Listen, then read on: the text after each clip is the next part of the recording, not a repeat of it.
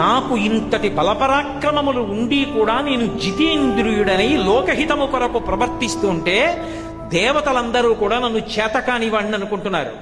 ఎంత కోపం వచ్చిందో రాముడికి. అందుకే ఇప్పుడు నా పరాక్రమం ఏమిటో, నా చేతనైన తనం ఏమిటో చూపిస్తాను. నా నారాస బాణములను విడిచిపెట్టడం మొదలు పెడతాను. రాముడు యుద్ధం చేస్తే కోదండానికి బాణములను సంధించడం మొదలు పెడితే ఆయన భుజములు తాండవం చేస్తాయిట. బండన భీమురక్క జన బంధవుడుజ్వల బాణతోన కోదండ కళ ప్రచండ భుజతాండవ కీర్తికి రామమూర్తికి రెండవ సాటి దైవమికలేడనచను గడకట్టి భేరికా డండ డండ డండ నిడదంబుల జండము నిండ మత్త వేదండము నెక్కి చాటెదను దశరథి కరుణాపయోనిధి. ఆయనే కోదండం పట్టుకుని బాణాలు వేస్తే భుజములు రుద్రతాండవం చేస్తాడు. అటువంటి వాడన్నాడు కోదండాన్ని పట్టుకుని నారాచ బాణ ప్రయోగం చేస్తున్నాను.